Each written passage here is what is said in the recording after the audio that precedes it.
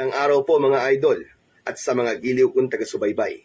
Nakita-kita po tayo muli. Ako po ang inyong Tito Blair. Sa araw po na ito, pakinggan po natin ang kwento ni Rodel. Isang binatang handang isakripisyo ang lahat para sa kapakanan ng kapatid niyang si Nita. Matapos niyang matagpuan ang mahiwagang tungkod, ay haharap si Rodel sa mga panganib na maglalantad sa lihim ng mga halimaw na nagtatago sa loob ng Santa Fe. Ngunit, sino nga ba ang tunay na kaaway? At sapat ba ang tapang ni Rodel para iligtas ang kanyang mga mahal sa buhay? Pero bago po ang lahat mga idol, huwag po nating kalimutang mag-subscribe at i-hit po ang notification bell sa aking YouTube channel na The Voice Addict para sa mas marami pang makapigil hiningang kwentong aswang at katatakutan sa mundo ng kababalaghan. Umpisahan na po natin ang kwento. Kuya Rodel, kumusta ng pakiramdam mo? Bumaba na ba ang lagnat mo? Hindi pa rin, Nita eh. Hindi yata umi-epekto yung gamot na binili natin sa butika sa bayan. Oo nga kuya, sobrang init mo pa rin. Hindi kaya dengue ang sakit mo kuya? Di ba nito mga nakaraang araw marami nagkakadengue dito sa lugar natin? Pumunta na kaya tayo sa ospital? Wala tayong pambayad sa ospital, Nita eh. Dito na lang ako sa bahay magpapagaling. Hindi ba? Ang sabi nun ni nanay, kapag mataas ang lagnat o may dengue, ay mabisang gamot ang halaman na tawa-tawa? Oo, alam ko. Maraming ganong halaman sa gubat. Mamaya kukuha ako. Wag na Kuya Rodel, ako na lang ang kukuha para sa'yo. Baka mas lalong hindi ka gumaling kapag nagkikikilos ka. Pero delikado, Nita. Alam mo namang ilang buwan nang halos gabi-gabing may mga aswang na umaatake rito sa atin, di ba? Hindi pa naman gabi kuya hapon pa lang. Pangako, babalik agad ako bago dumilim. Nakatira ang magkapatid na Rodel at Nita sa maliit na barangay na kung tawagin ay Santa Fe. 2 taon na ang nakakaraan simula nang mamatay ang kanilang ina. May hinala ang mga tao na aswang ang pumatay sa nanay ni na Rodel dahil sa kalunos-lunos na itsura ng bangkay nito nang matagpuan sa bukana ng gubat. Kaya simula noon ay si Rodel na ang bumuhay sa kanila ng kanyang kapatid. Noon ay nabuhay sa takot ang buong Santa Fe dahil sa hinihinalang pag-atake ng mga aswang tuwing kakagat ang dilim. Natigil yon ng ilang taon pero muling bumalik ang pag-atake na yon. Hanggang sa marami na ang mga tao na nakakakita at nakapagpapatunay na aswang nga ang pumapatay sa Santa Fe. Kaya naman bago gumabi ay wala nang lumalabas na mga tao sa kani-kanilang tahanan. Gabi-gabi naman ay nagroronda ang mga tanod upang makasiguro na ligtas ang lahat. Ngunit masyadong tuso at mabangis ang mga aswang, kaya may mga gabi na meron pa ring nabibiktima ang mga yon. Bilang nakatatandang kapatid, nais ni Rodel na protektahan si Nita. Isa yon sa ipinangako niya sa kanyang ina nang mamatay ito.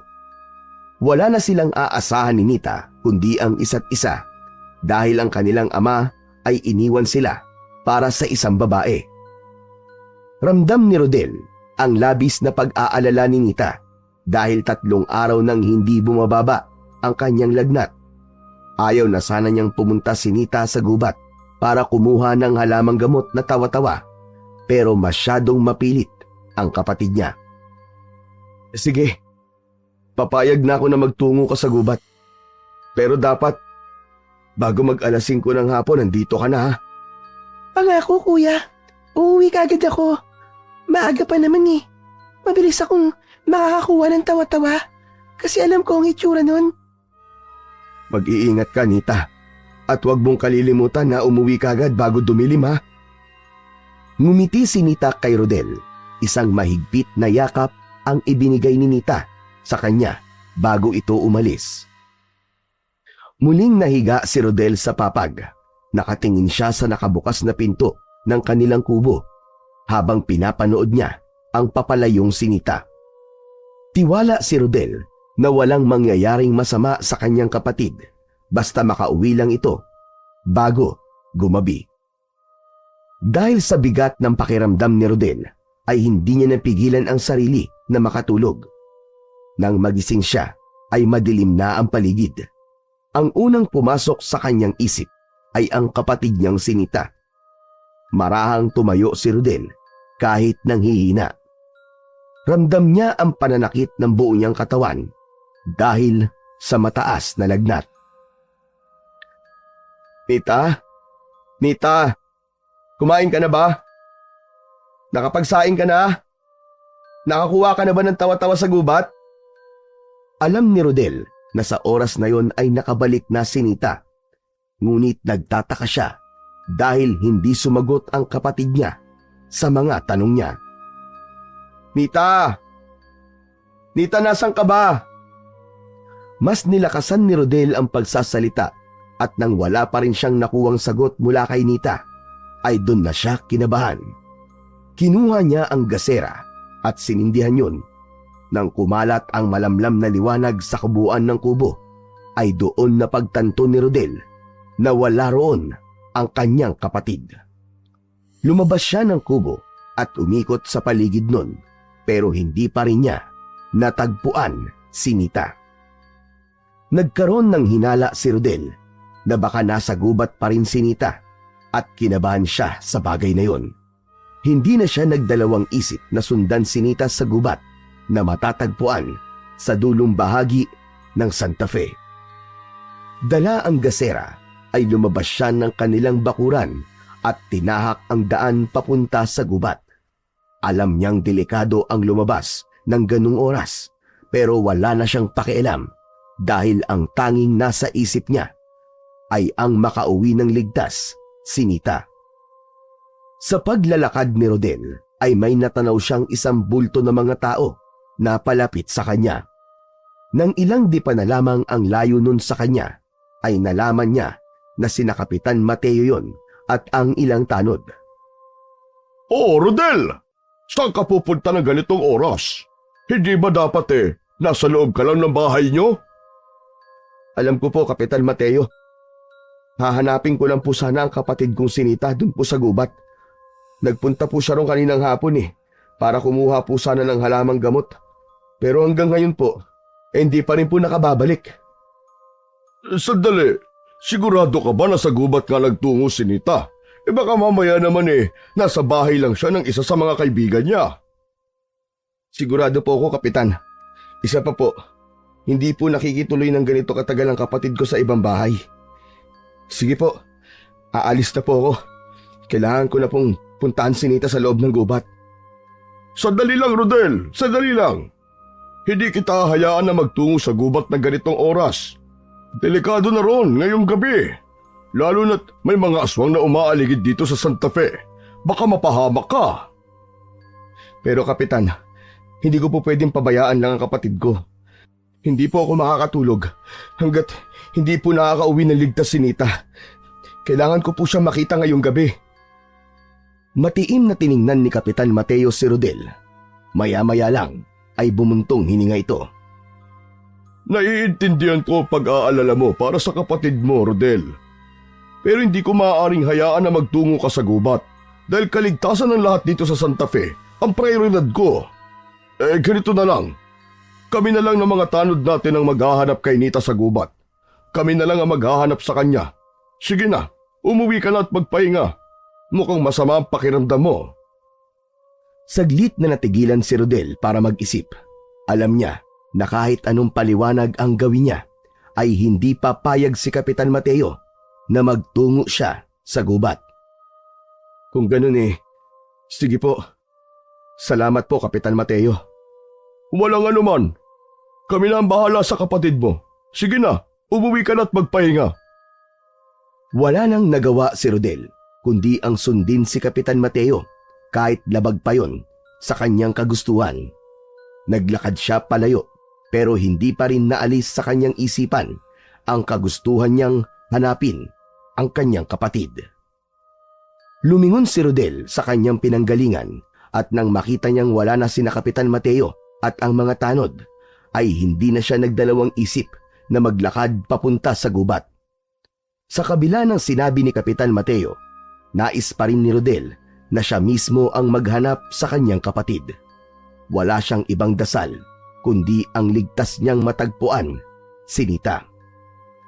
Makalipas ang ilang sandali ay naglalakad na si Rodel sa gitna ng kagubatan na ang dala ay isang gasera lamang. Alam niya na mapanganib ang kanyang ginawa pero nais talaga niyang mahanap ang kanyang kapatid. Sa pagtagal niya sa paglalakad ay naramdaman niya ang kakaibang lamig na tila bumabalot sa paligid. Habang naglalakad, isang nakakakilabot na tanawin ang bumungad kay Rodel. Sa hindi kalayuan, nakita niya ang isang nilalang na ang katawan ay kagaya ng sa tao, ngunit ang mata ay pulang-pula. Ang mga kuko nito ay mahaba at matutulis na tila yari sa bakal. Napagtanto niyang aswang ang nilalang na yun. Agad siyang nagtago sa likod ng isang malaking puno at halos pigilan niya ang kanyang paghinga sa takot na marinig o maamoy siya ng aswang na yun. Hindi niya magawang makagalaw at ang isip niya ay puno ng takot at pangamba. Pumasok sa isip ni Rodel na baka may posibilidad na nabiktima na nito si Nita. Sinilip ni Rodel ang aswang at wala yon sa dati nitong kinatatayuan. Tahimik na nagmasid si Rodel sa paligid. Pinilit niya na manatiling kalmado kahit pakiramdam niya ay maiihi na siya sa sobrang takot. Maya-maya pa ay nakarinig siya ng kaluskos sa itaas ng puno. Dahan-dahan siyang tumingala at doon nakita niya ang aswang na nakaupo sa isang sanga habang nakatitig sa kanya mula sa itaas. Nanlaki ang mga mata ni Rodel sa pagkabigla. Biglang tumalon ang aswang mula sa puno at bumagsak sa harapan ni Rodel. Tatakbo sana si Rodel pero sumugod ang aswang at mabilis na sinunggaban siya. Agad na nakipambuno si Rodel sa aswang at pinilit niyang itulak ang aswang palayo sa kanya. Nabitiwan niya ang gasera at namatay ang apoy noon. Lumayo ka! Lumayo ka sa akin! Hayop ka! Layuan mo ako! Ngunit mas malakas ang aswang. Bawat galaw nito ay may kakaibang puwersa at bangis na hindi pangkaraniwan. Hindi nagtagal ay naramdaman ni Rodel ang mga ngipin ng aswang na bumaon sa kanyang balikat na nagdulot ng matinding kirot sa kanya. Napahiyaw siya sa sakit at naramdaman niya ang mainit na dugo na umagos mula sa kanyang sugat. Nang magkaroon si Rodel ng pagkakataon, ay itinulak niya ang aswang ng buong lakas. Agad siyang tumakbo palayo sa aswang nang hindi niya alam kung saan siya pupunta. Hindi niya na ininda ang kirot sa balikat at ang panghihina ng kanyang katawan dahil ang nais niya lamang ay ang makalayo at makaligtas mula sa aswang. Sa gitna ng pagtakbo ni Rodel ay narinig niya ang tinig ng isang matandang lalaki mula sa kung saan. Halika rito! Halika rito! Bilisan mo! Napalingon siya at natagpuan ang matandang lalaki na nakatayo sa harapan ng isang maliit na kuweba. Kumakaway pa yun sa kanya. Hindi na nag-alinlangan pa si Rodel at tinungo niya ang kuwebang kinaroroonan ng matandang lalaki. Pumasok siya roon at umupo malapit sa bukana. Habol ni Rodel ang kanyang paghinga. Napangiwi siya dahil mas naramdaman niya ang sakit ng sugat niya sa balikat. Huwag kang mag-alala. Ligtas tayo dito sa loob ng kuweba. Tinignan ni Rodel ang matandang lalaki na tumulong sa kanyang makapagtago mula sa aswang. Puro puti na ang buhok nito na medyo manipis. Meron itong payat na pangangatawan at ang mga mata ay malamlam. Maraming salamat po. Hinahabol po kasi ako ng aswang, kaya po ako tumatakbo. Alam ko, kaya nga kita tinawag rito para makapagtago ka. Ako si Mang Tarok, isa kong mangangahoy. Ikaw binata, sino ka? Ako po si Rodel. Salamat po ulit, Tatang. Kung hindi niyo po ako nakita, malamang po Wala na ako ngayon. Wala ka naman yun. Dito na rin ako nagtago matapos akong habulin ng aswang na yon. Nasa daan ako pa uwi nang maligaw at gabihin ako. Bigla na lang akong inatake ng aswang. Mabuti na lang nakakita ko ng kuweba. Ikaw, Rodel, anong ginagawa mo rito sa gubat ng ganitong oras? Nahanap ko po kasi ang kapatid kong si Nita. Hindi pa siya nakakabalik mula po nang pumunta siya rito Para maghanap po sana ng halamang gamot. Magsasalita pa sana si Mang Tarok ng isang nakakakilabot na pag-angil ang umalingaw-ngaw mula sa labas ng kuweba. Kapwa sila napatingin at nanlaki ang mga mata nang dahil sa takot nang makita ang pamilyar na figura ng aswang na nakapasok na sa kuweba at mabagal na lumalapit sa kanila. Bilisan natin, Rodel! Bilisan natin! Takbo na! Kapwa tumakbo sina Rodel at Mantarok paloob sa kuweba. Sumiksik sila sa mas makipot at madilim na bahagi ng kuweba. Sinikap nilang iwasan ang mga nakausding bato sa ilalim ng kanilang paa habang patuloy sa pagtakbo. Dinig nila sa kanilang likuran ang mabigat at mabilis na yapak ng aswang na humahabol sa kanila. Malakas na sumigaw si Rodel nang nadulas siya sa isang malapad na bato na puno ng lumot. Natumba siya at napaupo sa lupa. Hindi pa man siya nakakabangon ay naramdaman niya ang bigat ng aswang na pumatong sa kanyang katawan. Tuluyan siyang napahiga. Sumiklab ang takot sa kanyang puso nang nakita niya ang malalaking mata ng aswang na nagliliwanag sa dilim. Lumayo ka sa akin! Lumayo ka sa akin, halimaw! Mang Tarok! Tulungan niyo ako! Rodel! Gamitin mo ito! Tumingala si Rodel at nakita niyang may hawak na tungkod si Mang Tarok. Inihagis nito sa kanya ang tungkod na yon at mabilis siyang sinalo ni Rodel. Pagkahawak niya sa tungkod ay may naramdaman siyang kakaibang init at lakas na dumaloy mula sa kanyang mga kamay patungo sa buo niyang katawan. Parang may kung anong malakas na enerhiya na ibinigay ang tungkod sa kanya. Tumayo ka, Rodel! Tayo! Labanan mo ang aswang! Gamit ang tungkod na yan! Humigpit ang kapit ni Rodel sa tungkod at walang pagdadalawang isip na itinaas niya yon at sinubukang isalag sa pagsalakay ng aswang. Sumunggab ang nilalang gamit ang matutulis nitong mga kuko, pero nasalubong ito ng tungkod ni Rodel na tila may sariling kakayahang iwasan ang bawat galaw ng aswang. Isang malakas na hampas ang binitiwan ni Rodel na tumama naman sa dibdib ng aswang. Napaatras ito at sumigaw ng malakas, ngunit agad ring sumugod ang aswang. Nagpalitan sila ng hampas at pag-iwas habang ginamit ni Rodel ang tungkod bilang pananggalang at sandata. Sa bawat pag-atake ng aswang, nagiging mas mabilis si Rodel. Tila binigyan siya ng kakaibang bilis at lakas ng tungkod na yon. Isang matinding hampas ang pinakawalan ni Rodel sa gilid ng ulo ng aswang na naging dahilan para matumba ito. Ngunit hindi pa ron nagtapos ang laban. Muli itong bumangon at sinunggaban si Rodel.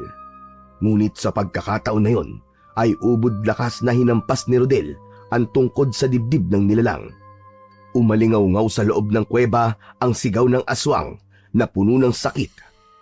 Sa huling atake ni Rodel ay inisip niya na isang espada ang tungkod at itinusok niya yon sa dibdib ng aswang. Bumaon ang tungkod sa katawan ng aswang at nang hugutin niya ang tungkod ay bumagsak sa lupa na wala ng buhay ang aswang. Kasabay ng pagpanaw ng aswang ay nakaramdam si Rodel ng matinding panghihina na parabang mabilis na naubos ang kanyang lakas. Dahan-dahan, dumidilim ang paligid ni Rodel at bumagsak siya sa lupa. Bago tuluyang mawalan ng ulirat, ay ibinukas pa niya ang kanyang mga mata at nakita niya si Mang Tarok na nakatayo sa kanyang unahan. Sa muling pagbukas ng mga mata ni Rodel, ay nasilayan niya ang liwanag ng araw na pumasok sa loob ng kuweba. Nakahiga pa rin siya sa malamig na lupa at hawak niya pa rin ang tungkod sa isa niyang kamay. Nasa kaloob-looban pa rin siya ng kuweba kung saan nangyari ang nakakatakot na sagupaan nung isang gabi. Agad na napabalikwas at nagulat si Rodel nang mapansin niyang wala na ang sugat niya sa balikat. Kahit ang lagnat niya ay nawala na rin. Napahawak siya sa kanyang noo at pilit inalala ang nangyari nung nakaraang gabi. Panaginip lang ba ang lahat? Bakit nawala ang sugat sa balikat ko? Pero, nasaan si Mantarok? Saglit siyang napatitig sa hawak na tungkod. Dama niya ang kakaibang init nun na tila hindi na nawawala rito. Nagulat si Rodel nang makita niya ang patay na katawan ng aswang sa unahan niya. Doon niya napagtanto na hindi pa naginip ang lahat ng nangyari nung isang gabi. Habang nakatayo, pilit niyang binalikan ang bawat detalye ng kanilang laban. Matapos ang ilang saglit ng pagtitig sa walang buhay na katawan ng aswang, ay napabuntong hininga siya at nagpasyang ituloy ang dahilan kung bakit siya naroon sa gubat, ang hanapin ang kanyang kapatid. Hindi na nag-aksaya ng oras si Rodel at lumabas na siya ng kuweba, dala ang tungkod na naging sandata niya sa paglaban sa aswang. Paglabas niya sa kuweba ay mabilis siyang naglakad-lakad sa gubat habang umaasa na makikita na niya si Nita. Nita, kapatid ko, nasaan ka na ba? Sana'y ligtas ka kung nasan ka man. Sinuyod ni Rodel ang bawat sulok ng gubat. Lahat ng masusukal na bahagi ay tiningnan niya. Ngunit habang tumatagal ang paghahanap niya kay Nita, ay mas lalong tumindi ang kanyang pag-aalala para sa kanyang kapatid. Walang bakas ng kanyang kapatid at kahit ang mga yapak nito ay hindi niya natagpuan. Ang bawat hakbang niya sa loob ng gubat ay naghatid sa kanya sa panibagong pangamba at takot. Napatingala si Rodel sa kalangitan at huminga ng malalim. Naisipan niyang bumalik na sa kanilang bahay upang doon na lamang hintayin ang kapatid kung sakaling bumalik ito. Nakaramdam na rin siya ng pagod kaya kailangan niya nang magpahinga. Sinuong niya ang daan pabalik habang dama pa rin ang labis na kaba habang patuloy na nagdarasal para sa kaligtasan ni Nita. Habang naglalakad, biglang sumagi sa kanyang isip si Mang Tarok.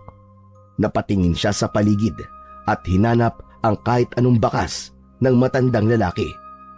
Nagtataka siya dahil hindi niya ito nakita nang magising siya sa loob ng kuweba. Sana ligtas siyang nakauwi sa bahay niya. Salamat, Mang Tarok. Nagpatuloy si Rodel sa kanyang paglalakad palabas ng gubat na yon na may pag-asa at panalangin sa kanyang puso para sa kanyang kapatid. Hawak niya ang tungkod na hindi lang isang bagay na nagligtas sa kanya mula sa aswang, kundi bilang paalala sa lahat ng nangyari nung gabing yun na hindi niya na makakalimutan. Nang makalabas si Rodel sa gubat, ay naramdaman niyang mas tumindi ang bigat sa kanyang puso. Kahit ligtas na siya, ay labis ang pangamba niya para sa nawawala niyang kapatid. Hindi niya maalis sa utak niya na baka napahamak na si Nita. Bago tuluyang umuwi, naisipan niyang dumaan sa bahay ni Kapitan Mateo. Pagdating niya sa bahay ni Kapitan Mateo, ay naabutan niyang nagkakape ang kapitan sa labas ng bahay nito. Rodel, anong ginagawa mo rito ng ganito kaaga? Ay, natulog ka ba? Bakit mukhang pagod na pagod ka yata? Kapitan Mateo, nahanap niyo po ba si Nita kagabi sa gubat? Natagpuan niyo na po ba ang kapatid ko? Hindi namin nakita si Nita, Rodel. Pasensya na. Pero nagtungo ako at ang ilang tanod ko sa gubat kagabi para hanapin ang kapatid mo. Sinuyod namin ang kagubatan, subalit wala kami nakitang bakas ni Nita doon. Pero huwag kang mawalan ng pag-asa, Rodel. Hindi kami titigil hanggat hindi namin siya natatagpuan. Kapitan, hindi ko na po alam kung ano pa ang gagawin ko. Di ko maiwasang isipin na baka may nangyaring hindi maganda sa kapatid ko. 15 anyos pa lamang po si Nita at mapanganib para sa kanya ang wala siyang kasama sa gubat. Kasalanan ko po ito eh. Kung hindi ako nagkasakit, hindi magtutungo si Nita sa gubat para maghanap ng halamang gamot. Huwag mong sisihin ang sarili mo, Rodel. Hindi mo kagustuhan ang nangyari. Makinig ka sa akin. Nakikita ko ang pagmamahal mo sa kapatid mo at hindi ka nag-iisa sa laban na ito. Lahat kami sa barangay ay nakahanda kaming tumulong sa iyo. Mahanap din natin si Nita. Magdasal at magtiwala ka lang. Maraming salamat po, Kapitan Mateo. Alam ko pong ginagawa niyo ang lahat, pero hindi ko po maiwasan ang matakot, lalo na't ilang buwan nang may pag-atake ng aswang dito sa lugar natin. Naiintindihan kita, Rodel. Pero itong tatandaan mo, iho. Tulad na sinabi ko, hindi ka nag-iisa. Lahat tayo ay nagmamalasakit kay Nita. Kung may kailangan ka pa, sabihin mo lang sa akin at gagawin ko ang makakaya ko. Tumango si Rodel pero hindi pa rin naibsan ang kanyang pag-aalala. Huminga siya ng malalim at nagpasalamat kay Kapitan Mateo bago tumalikod upang umuwi na sa kanilang kubo. Habang naglalakad pabalik sa kanilang bahay, ramdam ni Rodel ang bigat ng bawat hakbang niya. Bumalik sa kanya ang masasayang alaala kasama si Nita. Ang mga pagkakataong nagtatawanan sila at nagkukulitan. Ngunit ngayon, hindi niya matanggap na may posibilidad na may masamang nangyari sa kanyang kapatid. Tahimik siyang nagdasal habang pinilit ang sariling huwag mawalan ng pag-asa na ligtas pa niyang makikita si Nita. Pagdating ni Rodel sa kanilang kubo ay nagulat siya sa kung sino ang nakita niya sa labas ng kubo. Naroon si Mang Taruk habang tahimik na umiinom ng kape. Nakaupo ito sa upuang gawa sa kawayan. May pagtatakang lumapit siya kay Mang Taruk. Mang Taruk? Ano pong ginagawa niyo rito? Akala ko po kung ano na nangyari sa inyo. Dahil paggising ko po sa kuweba, wala po kayo ron. May kailangan lang akong gawin. Kaya kinailangan kong umalis. At tagal mo kasi magising. Kaya iniwanan na kita ron. Nag-alala po kasi ako sa inyo eh. Pero paano niyo po nalaman kung saan po ako nakatira? Hindi ko po natatandaan na sinabi ko sa inyo kung saan po ang bahay ko. Hindi ako naghanap sa bahay mo, Rodel. Ang kapatid mong si Nita ang nagsabi sa akin kung saan ka nakatira. Inihatid ko siya rito. Natigilan si Rodel. Bumilis ang tibok ng kanyang puso habang unti-unting sumiksik sa isipan niya ang sinabi ni Mang Taruk. Si Nita po? Pero paano? Ibig po bang sabihin nakita niyo ng kapatid ko? Bakit hindi ka pumasok sa loob ng inyong kubo, Rodel? Para malaman mo na nagsasabi ako ng totoo. Sa itsura mo kasi parang ayaw mong maniwala. Nagmamadali si Rodel na pumasok sa kanilang kubo at doon ay nakita niya si Nita na mahimbing na natutulog sa banig na nakalatag sa sahig na kawayan. Nangilid ang luha niya at hindi siya makapaniwala na naroon na ang pinakamamahal niyang kapatid. Parang gusto niyang lumapit at siguruhing totoong si Nita nga ang nasa harap niya. Tumayo si Mang Taruk mula sa labas habang nakatingin kay Rodel. Hayaan mo muna siyang makapagpahinga, Rodel. Mukhang napagod siya ng husto. Napalunok si Rodel at tumango. Tahimik niyang tiningnan ang kapatid at pinigilan niya ang sariling lapitan nito. Sa pagkakataon na yon, ramdam niya ang paggaan ng kanyang loob. Ngunit kasabay nun, ang maraming katanungan sa kanyang isipan tungkol sa kung paano nakabalik si Nita. Matapos makita si Nita sa loob ng kubo, muling lumabas si Rodel at humarap kay Mang Taruk na nakatayo pa rin sa labas. Mang Taruk, maraming salamat po Hindi ko po alam kung paano kayo pasasalamatan. Pero, Mang Taruk, paano niyo po ba nakita si Nita? Hayaan mo nang si Nita magkwento sa'yo, Rodel. Baka kung ako ang magsabi sa'yo, ay hindi ka maniwala. Nagtaka si Rodel at sa sinabi ni Mang Taruk ay mas lalong lumalim ang kagustuhan niyang malaman kung paano ligtas na nakauwi si Nita sa kanilang tahanan. Napansin ni Rodel ang pagngiti ni Mang Taruk nang makita nito na hawak niya ang tungkod na ibinigay nito sa kanya nung nakaraang gabi para labanan ang aswang na umatake sa kanila sa loob ng kuweba. Mabuti naman at dala mo pa ang tungkod na yan, Rodel. Mang Taruk, salamat po talaga sa tungkod na ito Kung hindi po dahil dito, baka wala na po ako ngayon. O kaya pati kayo. Rodel, tandaan mo, hindi lang ikaw ang kayang iligtas ng tungkod na yan mula sa mga aswang. Kaya nitong iligtas ang buong Santa Fe kung magagamit mo yan ng maayos at tama. Ano pong ibig niyong sabihin, Mang Taruk? Huwag kang mag-alala, Rodel. Sa tamang panahon, malalaman mo rin ang kasagutan. Dahan-dahan na inangat ni Rodel ang tungkod at pinagmasdan yon ng mabuti. Ang tungkod ay gawa sa matibay na kahoy na merong kakaibang mga ukit na hindi niya maipaliwanag. Meron yung mga simbolo at linya na tila gumagalaw sa kanyang paningin. Ang dulo nun ay bahagyang matulis at parang hinulma upang magsilbing sandata. Natigilan si Rodel. Hindi niya maunawaan ang ibig sabihin ng mga salitang binitiwan ni Mang Taruk. Rodel, oras na para ako'y magpaalam. Pero tandaan mo, hindi ito ang huling beses na magkikita tayong dalawa. Bago pa makapagtanong si Rodel ng tungkol sa tungkod, ay tumalikod na ito at naglakad na palayo. Iniwanan nito si Rodel na nasa harap ng kubo habang hawak ang tungkod. Nang medyo malayo na si Mang Taruk, ay sumigaw si Rodel. Mang Taruk! Salamat po sa inyo! Alam ko po na malaki naging bahagi nyo kung bakit ligtas kami ng kapatid ko. Mag-iingat po kayo!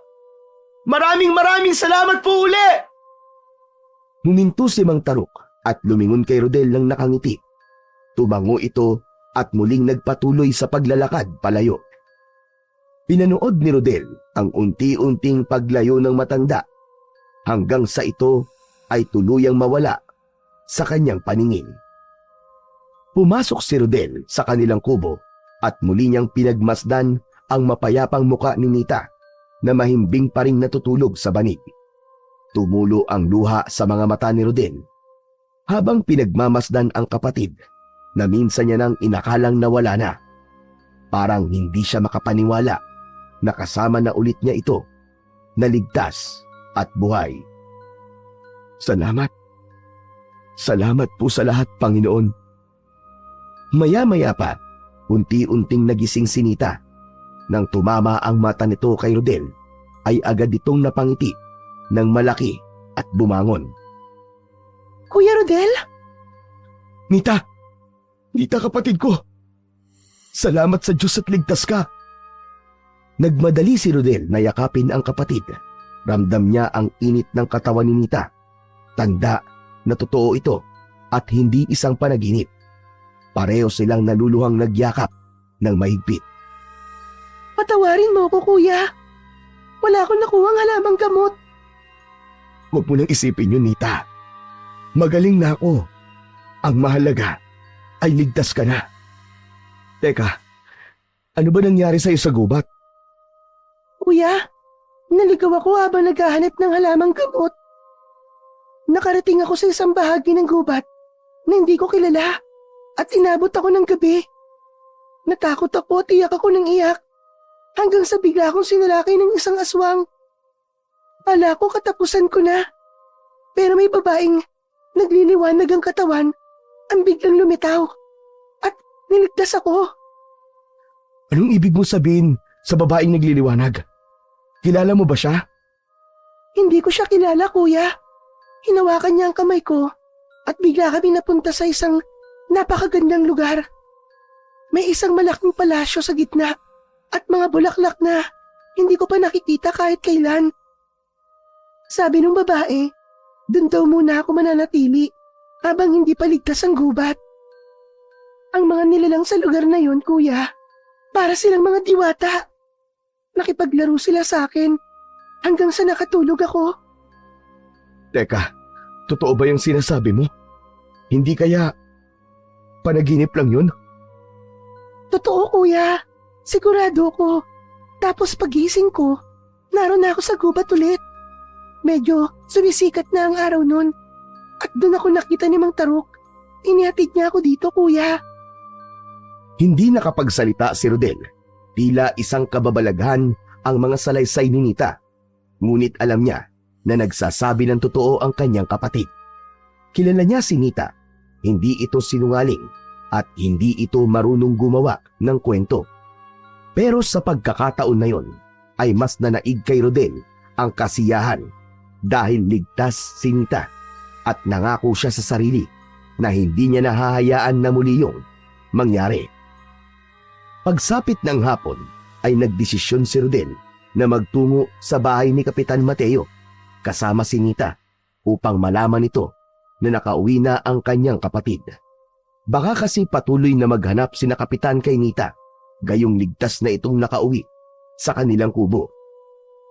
Nang makarating sila sa harap ng bahay ni Kapitan Mateo, ay agad na kumatok si Rodel sa pinto.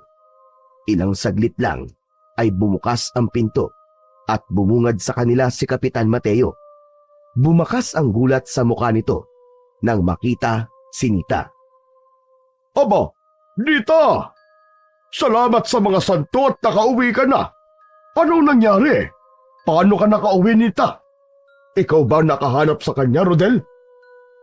Napalunok si Rodel bago sumagot.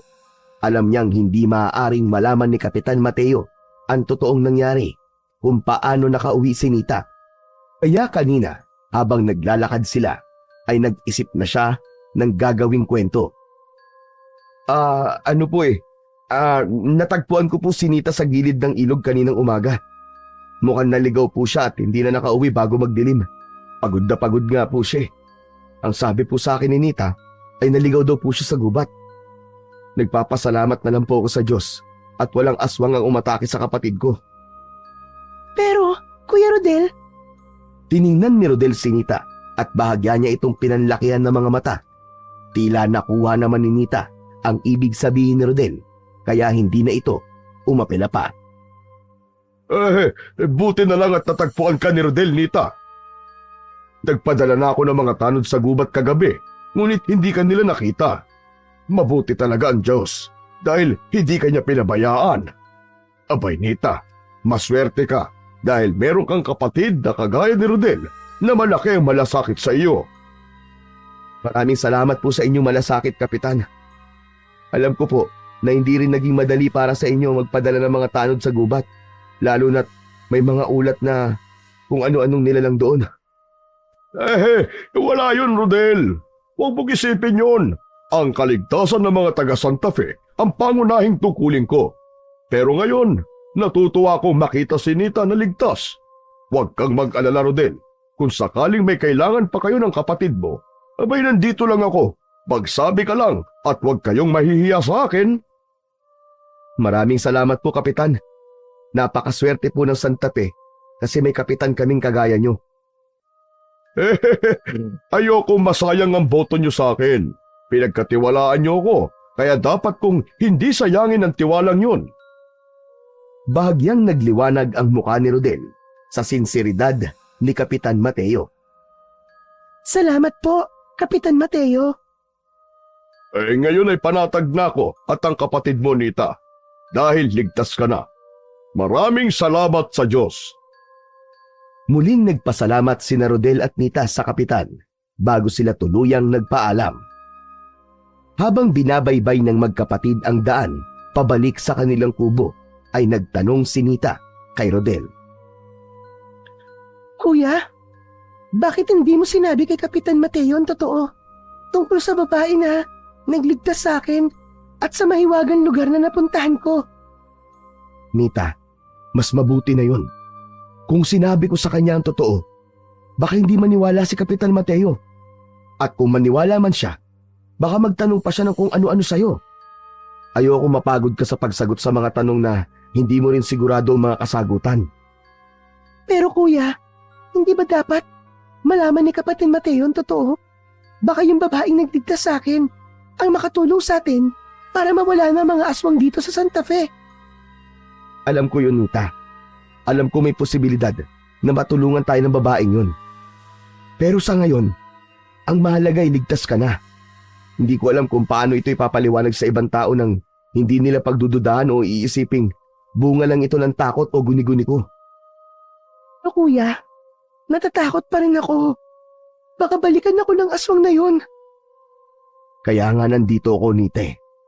Hindi na ako papayag na may mangyari pang masama sa'yo.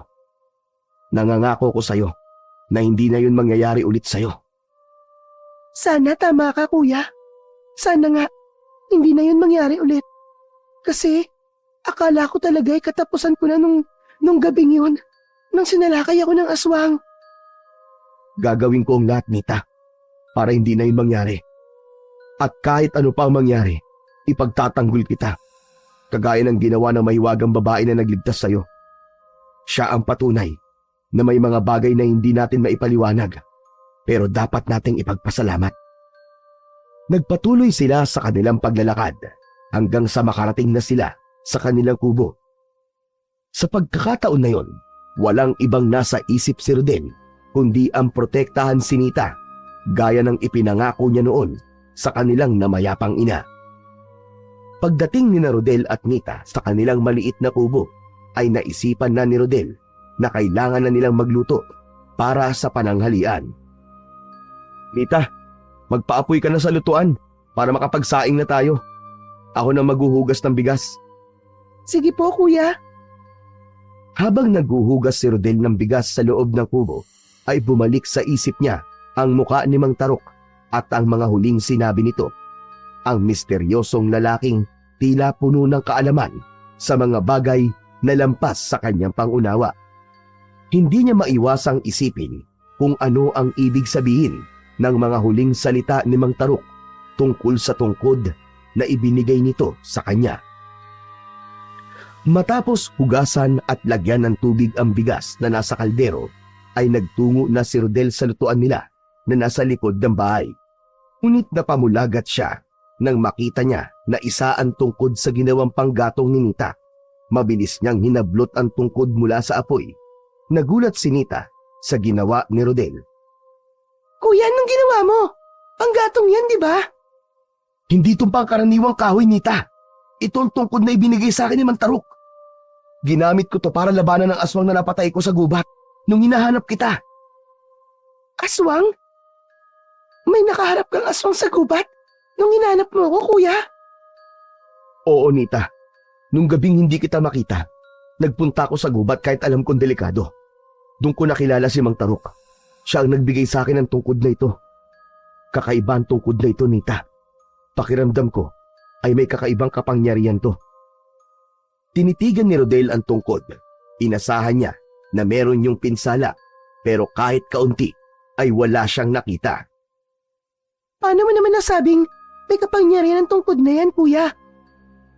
Hindi ko rin alam, Nita. Pero yun ang pakiramdam ko.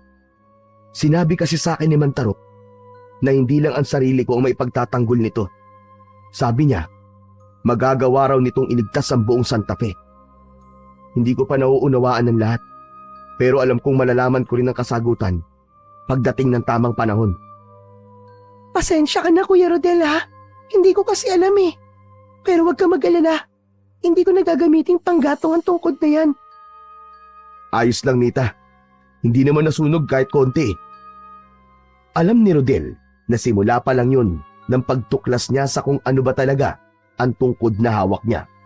Kung totoo ang katuog niya na meron nga yung kapangyarihan, sigurado siyang magagamit niya yun para ipagtanggol ang buong Santa Fe laban sa mga aswang. Kinagabihan, Habang mahimbing na natutulog ang magkapatid, ay biglang nagising si Rodel sa dahilang hindi niya alam. Nakaramdam ng kakaibang presensya sa paligid si Rodel. Maya-maya pa ay tila meron siyang narinig na bumubulong sa kanyang tenga. Ang bulong na yon ay parang nagmumula sa tungkod na nakatayo sa isang sulok ng kubo. Tumayo siya ng walang pag-aalinlangan at kinuha ang tungkod. Muli niyang naramdaman ang enerhiya na gumapang sa buo niyang katawan. Nagtaka siya dahil tila sinabi ng tungkod sa kanya na kailangan niyang lumabas dahil merong panganib. Napalunok si Rodel ng sandaling yon ay pinakinggan niya ang sinabi ng tungkod. Naglakad siya patungo sa nakasaradong pinto nila. Binuksan niya yon at naramdaman niya ang malamig na hangin ng gabi na sumalubong sa kanya. Biglang nagising si Nita at nagtaka ito nang makita si Rodel sa harapan na nakabukas na pinto. Kuya, saan ka pupunta? Nita, hindi ko alam kung paano ipapaliwanag eh. Pero parang inuutusan ako ng tungkod na lumabas. Parang may masamang mangyayari at kailangan kong tumulong. Kuya, delikado sa labas. Huwag ka nang lumabas. Baka makita ka pa ng mga aswang. Sandali lang ako, Nita, pangako. Babalik din ako agad. Dito ka lang sa loob ng kubo. At kahit anong mangyari, wag na wag kang lalabas. Lumabas si Rodel. Tahimik ang paligid. Nagpatuloy siya sa paglalakad. Parang ginagabayan siya ng tungkod sa bawat hakbang niya at tila itinuturo nito kung saan siya dapat magpunta. Mas naging malinaw sa pandinig ni Rodel ang sinasabi ng tungkod hanggang sa huminto siya sa harapan ng isang kubo. Hanggang sa nakita ni Rodel ang isang anino na gumagalaw sa ibabaw ng bubong ng kubo.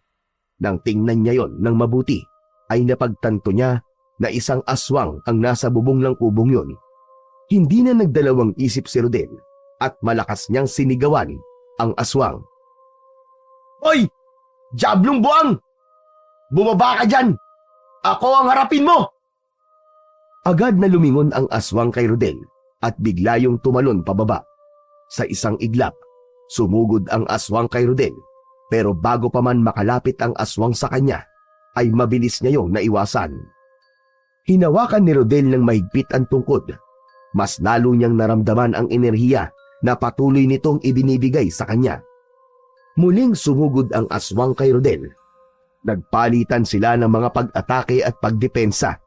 Alam ni Rodel na ginagabayan siya ng tungkod sa kung ano ang dapat niyang gawin, kaya nagagawa niyang maiwasan ang lahat ng pag-atake ng mabangis na aswang.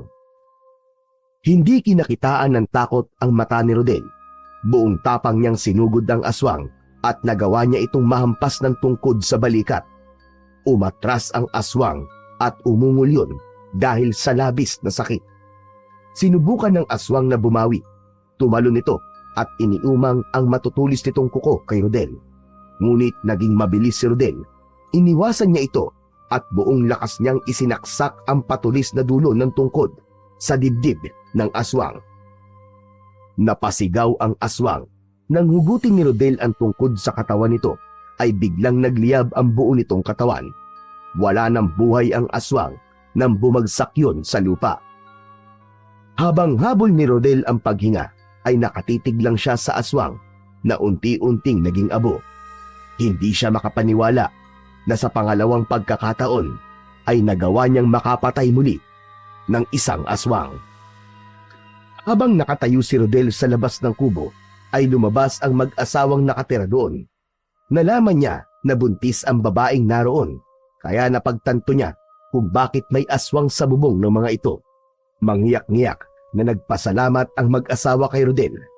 Ayon sa mag-asawa, ramdam ng mga ito na may aswang sa bubong ng bahay nila.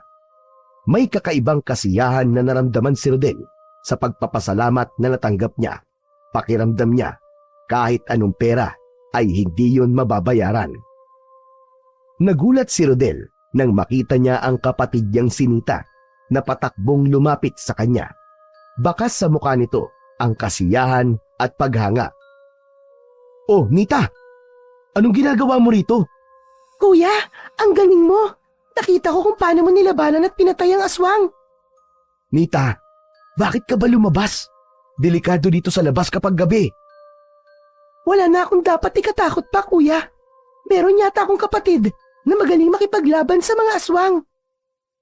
Napangiti na lang si Rodel at inaya na niya si Nita na umuwi na sa kanilang bahay. Pagkarating nila roon ay umupo si Rodel sa isang bangkong gawa sa kawayan sa tabi ng kanilang kubo, habang si Nita naman ay naupo sa tabi niya. Kuya, saan ka natutong makipaglaban sa mga aswang? Parang hindi ka mo nakikita kung lumalaban kanina. Ngayon lang kita nakitang ganun eh. Ang totoo niya, Nita, hindi ko rin lubos na naiintindihan eh. Pero ang tungkod na to, ito ang nagbigay sa akin ng kakaibang lakas. Pakiramdam ko, may kakaibang kapangyarihan to na nagpapalakas sa akin sa mga oras ng panganib sa tuwing hawak ko to. Ah, kaya pala. Pero ano ba talaga ang tungkod na yan, kuya? Yan din ang gusto kong malaman, Nita. Kailangan ko makausap muli si Mang Tarok. Kailangan kong malaman ang mga kaya pang gawin ng tungkod na ito. Naniniwala ako na si Mang Tarok lamang ang makapagbibigay ng sagot sa lahat ng mga tanong natin tungkol dito. Sa gabing iyon, habang hawak ni Rodel ang tungkod, ay naramdaman niyang yun ay simula pa lamang ng mga laban niya sa mga aswang. At kung siya man ang itinakda na tumapos sa pag-atake ng mga aswang sa Santa Fe, ay malugod niya yung tatanggapin. Kinabukasan, masayang nag-aalmusal sina Rodel at Nita ng sinangag at tuyo sa labas ng kanilang kubo. Pinag-usapan pa rin nila ang nangyari noong nakaraang gabi. Maya-maya pa ay napalingon sila nang makita nila si Kapitan Mateo na papalapit habang may malaking ngiti sa labi. Magandang umaga po, Kapitan Mateo. Kumain po muna tayo. Ay, salamat Rodel. Kakatapos ko lang kumain eh. Ano po palang sadya niyo sa amin, Kapitan? Nabalitaan ko ang ginawa mong kabayanihan kagabi. Ikaw ang dahilan kung bakit nagkaroon ng bagong pag-asa ang Santa Fe. Ngayon ay meron ng handang lumaban para sa amin laban sa mga pesteng aswang na yon. Maraming salamat talaga sa iyo, Rodel. Hulog ka ng langit. Maraming salamat po, Kapitan. Ginawa ko lang po ang nararapat. Gagawin ko po ang makakaya ko para tulungan ang mga tao dito sa atin. Sawa na rin po ako magtago at matakot sa mga aswang. Panahon na rin po siguro na ipakita sa kanila na kaya rin nating lumaban. Talagang kahanga-hanga ka, Rodel. Ngunit mag-iingat ka. Hindi pa rin birong kalaban ng mga aswang, lalo na't hindi pa natin alam kung bakit bigla na lang silang bumalik dito sa Santa Fe. Palagi po ako nag-iingat, Kapitan. Hindi po pwedeng may mangyaring masama sa akin dahil ayokong maiwang nag-iisang kapatid ko. Hayaan mo at palagi kitang isasama sa mga dasal ko, Rodel. Pero gusto ko lang malaman, paano mo nagawa yon? Ang ibig kong sabihin nakagugulat na bigla ka nagkaroon ng kakayahan na makipaglaban sa mga aswang. Sasabihin sana ni Rodel ang tungkol sa tungkod, ngunit biglang nagbago ang isip niya. Kapitan, hindi ko rin po alam kung paano Bigla na lang po ako nagkaroon ng lakas ng loob. Yun nga po, tulad ng sinabi ko, sawa na po ako matakot. Hindi po pwedeng lagi na lang tayo natatakot. Naisip ko kasi na kaya malakas ang loob ng mga pesteng aswang na yon na umatake rito sa Santa Fe ay dahil sa alam nila na hindi tayo lumalaban. Hindi mo alam kung gaano ko kasaya ngayon, Rodel. Sana'y manatili ang tapang mo hanggang sa huli. Muli, maraming salamat sa iyo. Hindi lang para sa ginawa mo kagabi, kundi para sa bagong pag-asa na ibinigay mo sa aming lahat. Matapos magpasalamat ni Kapitan Mateo, ay nagpaalam na ito. Nang wala na ang kapitan, ay saka lang nagsalita si Nita. Kuya, sigurado ka ba na ikaw na ang magiging tagapagtanggol ng Santa Fe laban sa mga aswang? Baka kung ano mangyari sa'yo. Parang sobrang laking responsibilidad naman nun, kuya. Nita, huwag ka mag-alala. Hanggat nasa akin ang tungkod na ito, alam kong kaya kong harapin ang kahit na sinong aswang. Pero kuya, Bakit hindi mo sinabi kay Kapitan Mateo ang tungkol sa tungkod? Naisip ko kasi na mas mabuti nang manatili yung lihim. Baka isipin pa ng mga tao na mangkukulam tayo kasi meron akong ginagamit na kakaibang bagay para makipaglaban sa mga aswang. Saka gusto ko rin talaga munang malaman ng iba pang pwedeng gawin ng tungkod. Kaya gusto kong makausap ulit si Mantarok. Pero sa ngayon, kumain na muna tayo. Ubusin mo yung pagkain mo ha, para naman tumaba ka. Masayang ipinagpatuloy ng magkapatid ang kanilang almusal. Pero sa loob ni Rodel ay meron siyang kaba dahil alam niyang tama si Nita. Napakalaking responsibilidad ang nakaatang sa balikat niya. Matapos mag-almusal ay hindi pa rin nawala sa isip ni Rodel ang kagustuhan niyang makausap si Mantarok. Kaya lumapit siya kay Nita na abala sa paghuhugas ng pinagkainan nila sa batalan. Nita, pupunta ako sa gubat ngayon ha. Baka makita ko ulit si Mantarok dun eh. Dito ka lang sa bahay. Huwag kang aalis. Gaano ka naman kasigurado na makikita mo rin si Mantarok, kuya? Doon ko siya unang nakita at may kutob ako na doon ko ulit siya makikita. Magbabaka sakali lang naman ako eh. Huwag ka mag-alala. Mabilis lang ako. Babalik agad ako. Sige kuya, mag-iingat ka ha. Huwag ka magtatagal ha. Tumango si Rodel at mahigpit na niyakap ang kanyang kapatid. Kinuha niya ang tungkod bago siya tuluyang umalis sa kanilang kubo. Kakaibang katahimikan ang sumalubong kay Rodel nang makarating siya sa kagubatan. Tinahak niya ang makikitid na daan na tinutubuan ng makakapal na damo at mga ugat ng puno. Ilang sandali pa, narating niya ang kuweba kung saan niya unang nakilala si Mantarok. Pumasok siya sa loob, ngunit walang tao ron.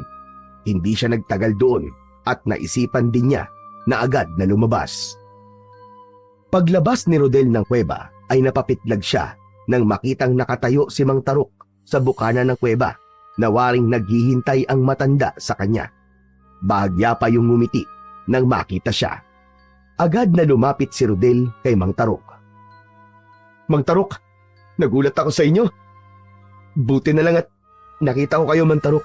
Sabi ko na nga ba dito po kita ulit makikita. Alam kong darating ka, Rodel. Labis akong natutuwa na ginagamit mo sa kabutihan ng tungkod na yan. Mantarok, marami po akong tanong eh. Ano ba talaga ang tungkod na ito? Bakit nagbibigay ito sa akin ng lakas kapag hawak ko ito? Ang tungkod na hawak mo ay nilikha ng mga diwata ng kagubatan na ito, Rodel. Yan ay isang sandata laban sa mga aswang. Ako ang unang nagmay-ari niyan at sa loob ng maraming taon, ginamit ko ang tungkod na yan upang labanan ang mga aswang. Ngunit tumatanda na ako, Rodel, at hindi ko na kayang makipaglaban.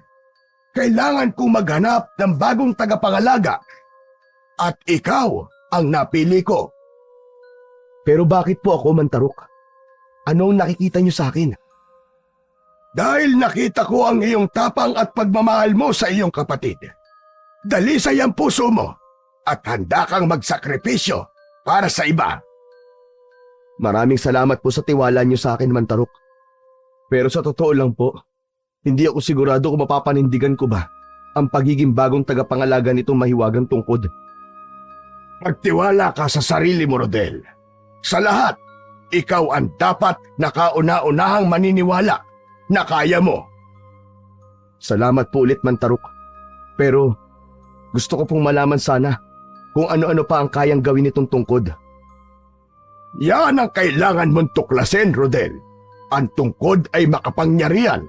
Ngunit ang buong potensyal nito ay dapat mong malaman ng ikaw lang ang gumagawa. Mag-iingat ka rin sa mga taong pinagkakatiwalaan mo. Hindi lahat na nagpapakita ng kabutihan ay may mabuting hangarin. At huwag mong hahayaan na mawala sa iyo ang tungkod na ito. Dahil kapag napunta ito sa mga kalaban, magiging kasangkapan ito ng kadiliman. Tatandaan ko po ang lahat ng sinabi niyo, Mantarok. Gagawin ko po ang lahat para hindi kayo mabigo na sa akin niyo ipinagkatiwala ang tungkod na ito. Nakangiting tumango si Mantarok kay Rodel Nagpaalam na siya sa matandang lalaki dahil kailangan niya nang bumalik sa kanilang bahay. Baka nag-aalala na kasi si Nita sa kanya. Pagsapit ng gabi, ang mahimbing na tulog ni Rodel ay naputol nang gisingin siya ni Nita. Saglit pa lamang siyang nakakatulog ng sandaling yon. Bakit, Nita? May problema ba? Kuya, may naririnig akong ingay sa lupas at sa bubong. Nawala ang antok ni Rodel sa sinabi ni Nita, lalo na nang marinig niya ang ingay na tinutukoy ni Nita.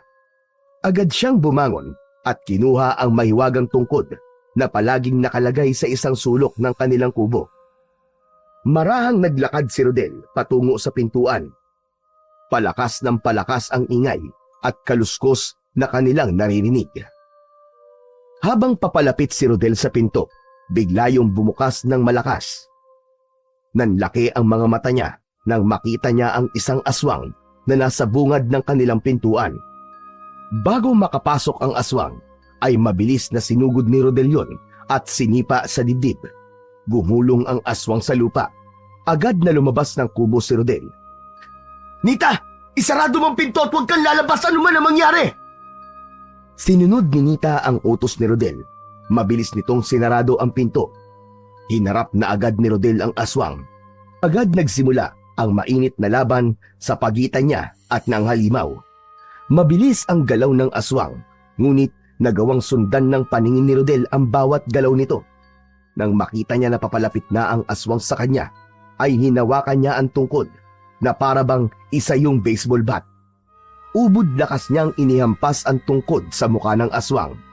Lumipad ang aswang pabalik at sumadsad sa lupa. Labis na nagtaka si Rodel nang mapansin niya ang bahagyang pagliwanag ng mga nakaukit na simbolo sa tungkod na agad din namang nawala. Mas lalo siyang nakaramdam ng kakaibang lakas matapos mangyari yun. Umalulong ang aswang at matalim ang mga matang nakatingin kay Rodel habang naglalaway. Tumayo ang aswang. Ang buong akala ni Rodel ay muli yung aatake, pero biglang tumakbo palayo ang aswang. Tumakas ito. Hindi muna umalis si Rodel sa kanyang kinatatayuan. May pangamba siya na baka biglang bumalik ang aswang. Maya-maya pa ay biglang nag-iba ang simoy ng hangin. Naging maalinsangan yon. Mula sa madilim na bahagi ng kanilang bakuran ay lumabas ang isang mas malaking aswang. Namumula ang mga mata nun at umaangil ng mahina. Mabilis na sumugod kay Rodel ang malaking aswang. Mas mabilis yun kesa sa unang aswang na kanyang nakalaban. Hindi niya naagapan ang unang atake nito at nasugatan siya nito sa balikat gamit ang matutulis nitong mga kuko. Napangiwi si Rodel nang maramdaman niya ang hapdi ng sariwang sugat sa kanyang balikat, ngunit hindi siya pinanghinaan ng loob. Si Rodel naman ang sumugod. Itinaas niya ang tungkod para ihampas sa halimaw, ngunit nagawang hawakan ng aswang ang tungkod gamit ang mga kamay nito. Nagtama ang mata ni Rodel at ng aswang. Kapwa determinado ang dalawa na manalo sa laban na yon. Hinawakan ng halimaw ang tungkod at pinigilan ang paggalaw ni Rodel. Sinasabi ko na nga ba, may ginagamit ka, kaya malakas ang loob mong labanan kami. Tama ako, hindi ba? Itong tungkod na ito ang pinagkukunan mo ng iyong lakas. Wala kang pakialam, Diablong Buang! Papatayin kita! Tinuhod ni Rodel sa sikmura ang aswang, ngunit hindi man lang yun natinag. Ngumisi ang aswang at lumitaw ang matutulis at malalaki nitong ngipin. Ramdam ni Rodel ang mahigpit na hawak ng aswang sa tungkod na para bang nais nito yung agawin sa kanya. Inipon ni Rodel ang lahat ng lakas sa kanyang katawan at buong puwersa niyang hinila ang tungkod.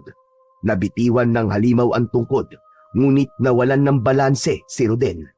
Napahiga siya sa lupa at sa pagtayo niya ay napansin niyang wala na ang malaking aswang. Tila naglaho yun na parang bula.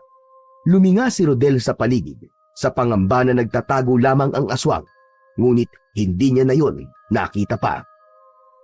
Nang masigurado ni Rodel na wala na ang aswang sa paligid ng kubo, ay bumalik na siya sa loob ng kanilang kubo habang hawak ang kanyang sugatang balikat na patuloy sa pagdurugo. Mabigat ang kanyang paghinga at tagaktak ang pawis sa noo niya.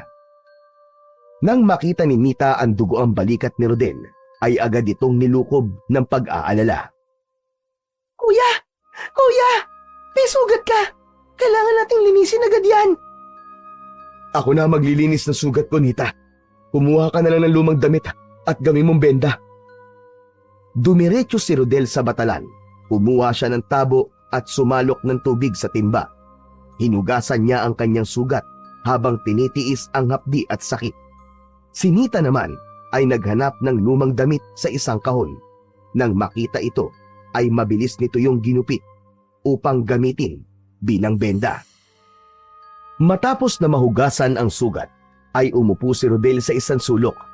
Maingat na ibinalot ni Nita ang benda sa sugat ni Rodel. Ramdam ni Rodel ang panginginig ng mga kamay ni Nita, dala ng takot at pag-aalala. Nang matapos si Nita, ay tumingin ito kay Rodel habang naluluha. Kuya, itigil mo na kaya ito? Baka kasi sa susunod ay hindi lang yan na makuha mo. Paano kung may masamang mangyari sa'yo? Nita, alam kong natatakot ka. Pero hindi ako pwedeng tumigil sa ginagawa kong pakikipaglaban sa mga aswang. Hindi lang to para sa atin, kundi para sa buong Santa Fe. Kaya kahit gaano kahirap, tatapusin ko ang laban na to. Nangako ako kay Mang Tarok na gagawin ko ang lahat para protektahan ang lugar na ito. Pero hindi ko may tatanggi na sa lahat ng aswang na nakaharap ko, yung huli ang pinakakakaiba. Mas malakas, mas mabilis, mas mabalasik. Pero kuya, mangako ka rin sa akin na mag-iingat ka palagi ha. Hindi ko kaya na mawala ka kuya. Hindi ko kayang mabuhay ng mag-isa. Nangangako ko sa iyo, Nita. Hinding-hindi ako mawawala. Sana kuya, matalo mo na lahat ng mga aswang dito sa Santa Fe para tumigil ka na sa pakikipaglaban. Mangyayari yan, Nita. Mangyayari yan. Hanggang nasa akin ang mahiwagang tungkod na ito. Huwag ka mag-alala, Nita. Hindi ko hahayaan na mangyari ang kinatatakutan mo. Hindi ako mamamatay. Hindi kita iiwan. Sa gabing iyon ay mas naramdaman ni Rodel ang mas mabigat na pasaning dala niya.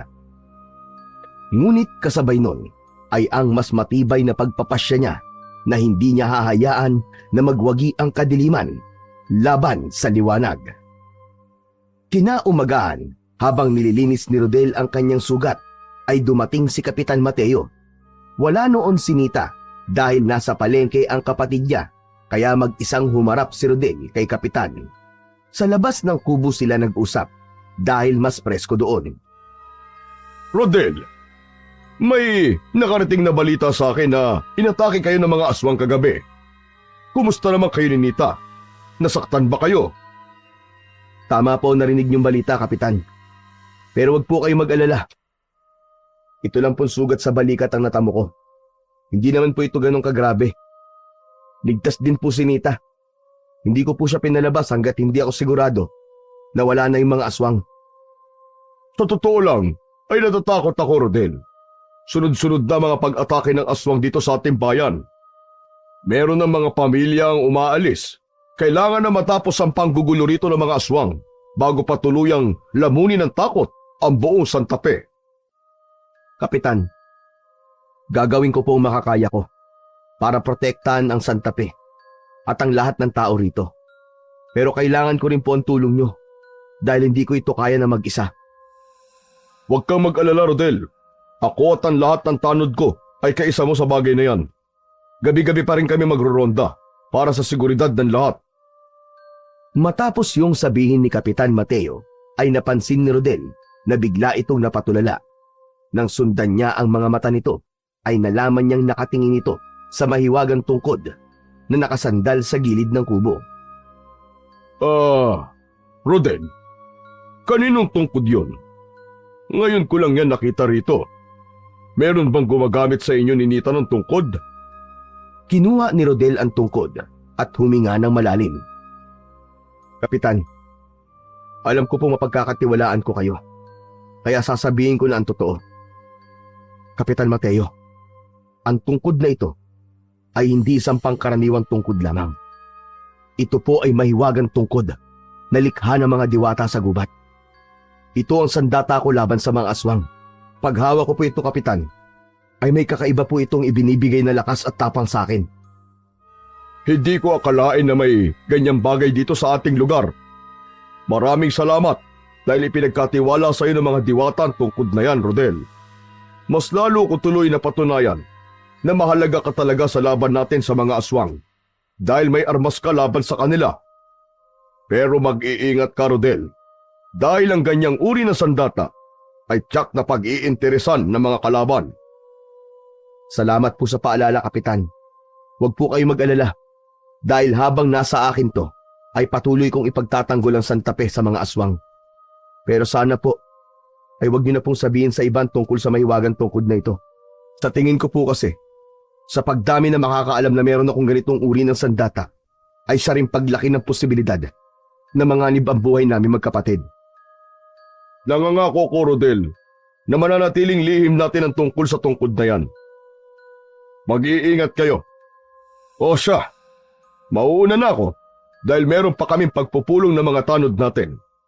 Sige po, mag-iingat rin po kayo, Kapitan. Maraming salamat po sa inyong pagdalaw. Pag-alis ni Kapitan Mateo ay isang malalim na katahimikan ang bumalot sa kubo. Kahit paano ay gumaan ang pakiramdam ni Rodel dahil nasabi na niya kay Kapitan Mateo ang tungkol sa mahiwagang tungkod. Naniniwala siya na sa pagtutulungan nila ng kapitan at ng mga tanod ay matatalo nila ang mga aswang na nagdudulot ng takot sa buong Santa Fe. Pagkagat ng dilim, habang nagpapahinga sina Rodel at Nita sa kanilang kubo, ay isang malakas na sigawan ang pumunit sa katahimikan ng gabi. Agad na napabalikwas si Rodel at tumingin kay Nita. Kapwa puno ng pagkabahala ang kanilang mga muka. Kuya Rodel, parang may gulo sa labas. Sandali, at sisilipin ko kung anong nangyayari. Lumapit si Rodel sa bintana at sumilip. Sumilip na rin doon si Nita. Labis na nanlamig si Rodel nang makita niya ang dahilan ng sigawan ng mga tao. May mga aswang na naglipana sa labas at inaatake ang mga tao. May iba na pumasok na sa mga bahay. Agad na kinuha ni Rodel ang mahiwagang tungkod mula sa tabi ng pinto. Nita, dito ka lang. Huwag kang lalabas kahit na anong mangyari. Kuya, basta mag-iingat ka. Tumango si Rodel at agad na lumabas ng kubo. Paglabas niya ay nakita niya ang isang babae na takot sa dalawang aswang na unti-unting lumalapit dito. Hoy! Kayong dalawang halimaw! Ako ang harapin niyo! Mabilis na tumakbo si Rodel patungo sa dalawang aswang at pinalo niya ang isang aswang gamit ang tungkod. Nasapul sa ibabaw ng ulo ang aswang, napaluhod yun sa lupa at mabilis na sinaksak niya sa dibdib ang aswang na agad nitong ikinasawi.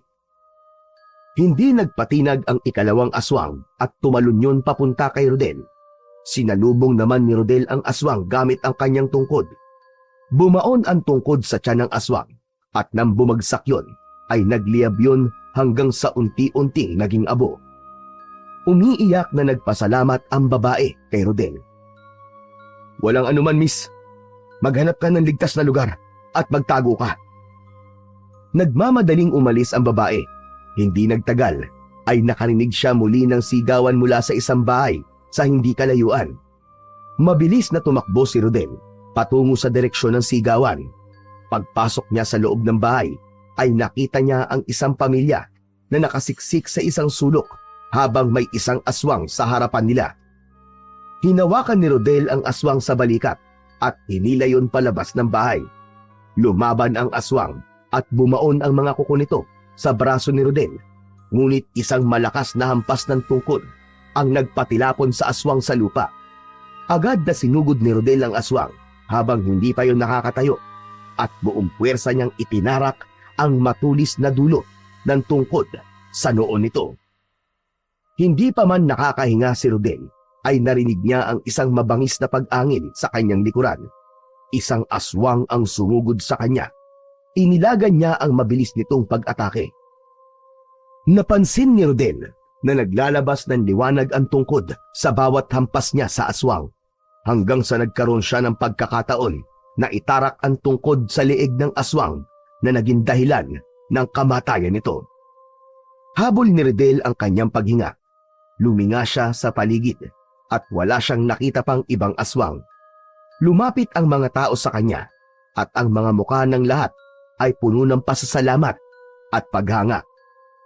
Nagpasalamat kay Rodel ang mga taong nakapalibot sa kanya at may nagsabi pa na hindi nito inasahan na mahusay palang makipaglaban si Rodel sa mga aswang. Ngumiti si Rodel kahit ramdam niya ang pagod at sakit sa kanyang katawan. Agad na alala ni Rodel si Nita na mag-isa sa kanilang bahay. Nagpaalam na siya sa mga tao at nagmamadaling naglakad pabalik sa kanilang kubo. Hindi naalis ang ngiti sa labi ni Rodel dahil sigurado siya na matutuwa si Nita kapag nalaman nito na marami siyang aswang na napatay ng gabing yun. Subalit pagpasok niya sa kanilang tahanan ay tila binuhusan siya ng malamig na tubig sa kanyang nakita. Ang mga gamit doon ay nagkalat at parang may isang malakas na bagyo na dumaan. "Nita! Nita! Nita, nasan ka?" Walang sumagot sa pagtawag na yon ni Rodel. Ang katahimikan sa loob ng kubo ay parang dagundong sa kanyang tenga. Napansin niya ang isang piraso ng papel na nakapatong sa lamesa. Bahagya yung nakatupi at may bahid pa ng dugo sa isang gilid. Agad niya yung dinampot at nanginig ang mga kamay niya nang buklatin niya yon. Isang mensahe ang nakita ni Rodel sa papel. Nakasulat sa papel na kung nais pa niyang makita ng buhay ang kapatid niya, ay kailangan niyang magtungo sa labas ng kuweba sa gubat. Kailangan daw ay dalhin niya ang tungkod at magtungo siya agad doon sa gabi din na yon. Napalunok si Rodel. Dama niya ang lalong pagbilis ng tibok ng kanyang puso. Ang lamig na sumakal sa kanyang dibdib ay puno ng takot at galit. Si Nita ang pinakamahalaga sa kanya at hindi siya papayag na mapahamak ito. Hindi na nag-isip pa si Rodel. Lumabas siya ng kubo, dala ang tungkod, at tinahak niya ang daan patungo sa gubat. Sa bawat hakbang niya ay palakas ng palakas ang kabog ng kanyang dibdib. Makalipas ang ilang sandali, ay nasa loob na si Rodel ng kagubatan. Habang papalapit siya sa kuweba, ay nakaramdam siya ng kakaibang presensya sa paligid, ngunit hindi niya yun binigyan ng pansin. Dahil ang tanging nasa utak niya lamang ng mga sandaling yun ay ang mailigtas ang kanyang mahal na kapatid.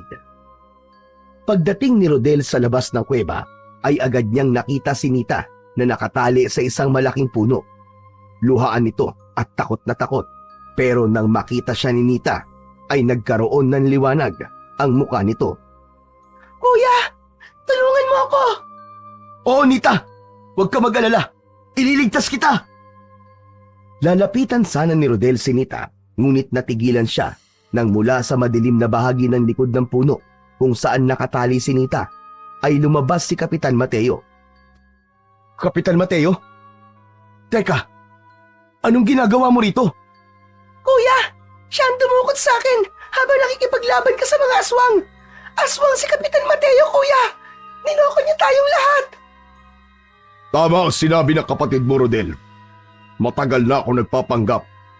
Ako ang nagtanim ng takot sa bayang ito at ako rin ang nagsimula ng kaguluhan. At ngayon, ang tanging kailangan ko ay ang tungkod na hawak mo.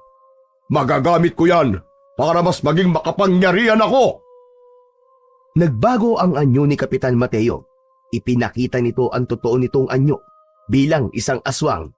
Doon napagtanto ni Rodel na si Kapitan Mateo ang malakas at malaking aswang na nakalaban niya noon. "Hayop kang diablong buwang ka! Nilinlang mo kami! Nagtiwala kaming lahat sa'yo! May padasal-dasal ka pang nalalaman! Demonyo ka pala!" Hindi ko na kasalanan kung madali kayong maniwala. Ngayon, ibigay mo sa akin ang tungkod, Rodel, at pakakawalan ko ang kapatid mo. Tumingin si Rodel kay Nita at nakita niyang nanginginig pa rin ito nang dahil sa takot. Huminga siya ng malalim at tumango. Pakawalan mo muna si Nita. Saka ko ibibigay sa iyo ang tungkod. Ginamit ni Kapitan Mateo ang matatalas nitong mga kuko para putulin ang lubid na nakagapos kay Nita. Hinawakan nito ng mahigpit si Nita sa braso para hindi ito makawala. Ihagis mo ang tungkod at palalayain ko ang kapatid mo, Rodel. Nakita ni Rodel ang pangamba sa mukha ni Nita, kaya't nagdesisyon siyang ibigay ang hinihingi ni Kapitan Mateo. Inihagis niya ang hawak niya patungo sa direksyon ni Kapitan Mateo. Itinaas ni Kapitan Mateo ang isa nitong kamay at sinalo ang inihagis ni Rodel. Pinakawalan naman kagad niya si Nita. Mabilis na tumakbo si Nita palapit kay Rodel. Isang malakas na halakhak ang pinakawalan ni Kapitan Mateo. Sa wakas, nasa akin na ang sandata na nilikha ng mga diwata para paslangin ang aming lahi. Ngayon, gagamitin ko ito para mas maging malakas ako.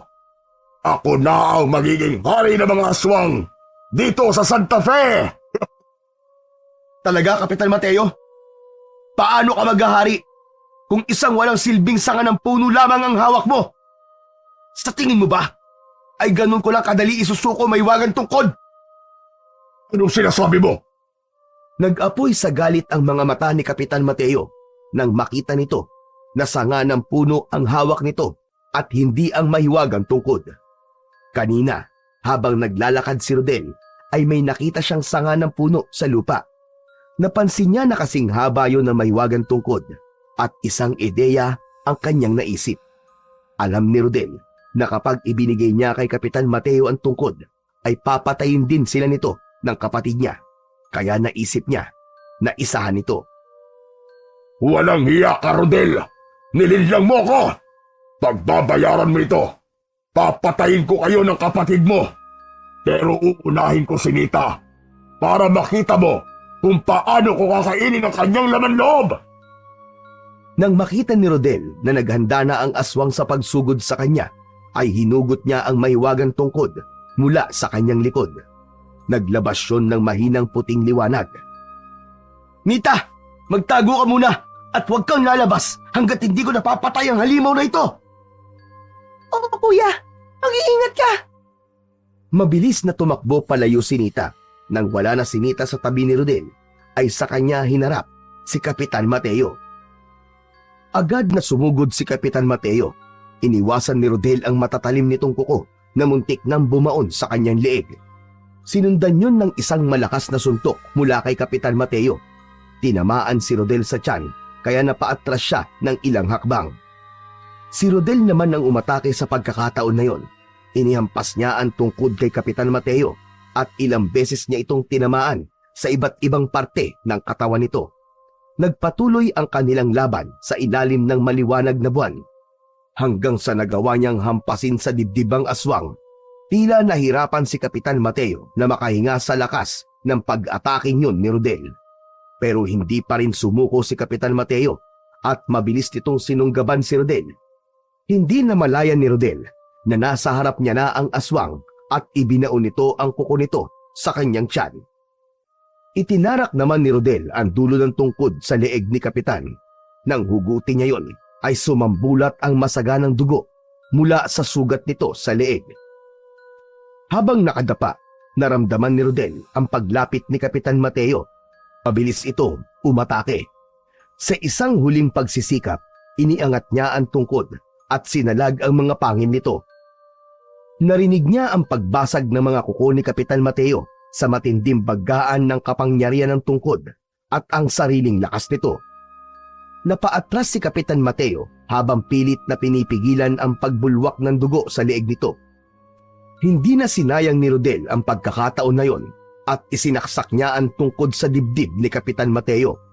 Umalingaw-ngaw sa kagubatan ang malakas na sigaw ng aswang. Napaluhod si Kapitan Mateo habang nakatitig kay Rodel. Kita naman ni Rodel sa mga mata nito na hindi ito makapaniwala sa pagkatalo nito laban sa kanya. Nang bumagsak na si Kapitan Mateo ay biglang nagliyab ang katawan nito at mabilis itong nilamon ng apoy. May ginhawang naramdaman si Rodel dahil hindi niya akalain na magtatagumpay siya laban kay Kapitan Mateo.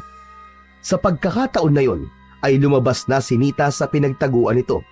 Tumakbo ito papunta kay Rodel at niyakap siya ng mahigpit. Kuya, salamat sa pagliligtas mo sa akin. Walang anuman yung kapatid ko. Hindi ba? Nangako ko nun kay nanay na poprotektahan kita. Pero tapos na, Nita. Ligtas na tayo. Ligtas na ang buong Santa Fe. Wala na si Kapitan Mateo. Patay na ang aswang. Umuwi na tayo. Sige kuya, sigurado ko na matutuwa ang mga tao sa Santa Fe kapag nalaman nila na napatay mo na ang totoo nating kalaban. Hindi pa man nakakaakbang sina Rodel at Nita ay nakita nila si Mang Tarok na naglalakad papalapit sa kanila. May matamis itong ngiti sa labi. Huminto ito sa harapan nilang magkapatid. Nagtagumpay ka, Rodel! Binabati kita! Napatay mo ang pinuno ng mga aswang dito sa Santa Fe. Ginampanan mo ang iyong tungkulin ng may tapang sa iyong puso. Maraming salamat po sa inyo, Mang Tarok. Hindi ko po ito magagawa kung hindi niyo po sa akin pinahiram ang maiwagang tungkod. Mang Tarok, dahil tapos ko na po ang mission ko rito sa Santa Fe, ay ibinabalik ko na po sa inyo itong maiwagang tungkod. Hindi pa ito ang oras para ibalik mo yan sa akin, Rodel. Bagamat napatay mo na si Kapitan Mateo at napigilan mo ang kaguluhan sa Santa Fe, ay may iba pang lugar at mga tao na mangangailangan ng iyong tulong. Ang tungkod na yan ay magiging gabay mo sa mga susunod mo pang laban. Napigilan si Rodel habang si Mang Tarok naman ay nagpatuloy sa pagsasalita. Huwag mong kalilimutan, Rodel, na ang tunay na lakas ng tungkod ay hindi lamang sa taglay nitong kapangyarihan, kundi sa puso ng taong may hawak nito. Isang araw, matutuklasan mo rin ang sukdulan ng kapangyarihan ng mahiwagang tungkod. Tumango si Rodel at sa pagkakataon na yon ay tuluyan niya nang tinanggap ang responsibilidad bilang bagong tagapangalaga ng mahiwagang tungkod. Nang mawala na si Kapitan Mateo, ay nahinto na ang pag-atake ng mga aswang sa buong Santa Fe. Si Rodel at ang mahiwagang tungkod ay naging simbolo ng lakas at pag-asa sa kanilang lugar. Sa bawat araw na dumadaan, ay mas lumalalim ang pangunawa ni Rodel sa kapangyarihan ng tungkod at sa kanyang sariling kakayahan. Alam ni Rodel na darating ang panahon na tatawagin siyang muli ng kanyang responsibilidad, kaya patuloy niyang pinaghusay ang paggamit sa mahiwagang tungkod upang kung sakali na kailangan niya muling lumaban, ay handang-handa na siya. Patuloy niyang gagamitin ang mahiwagang tungkod upang puksain ang mga nilalang ng kadiliman at mawala ang takot ng buong sambayanan. Ng araw po mga idol at sa mga giliw kong taga-subaybay.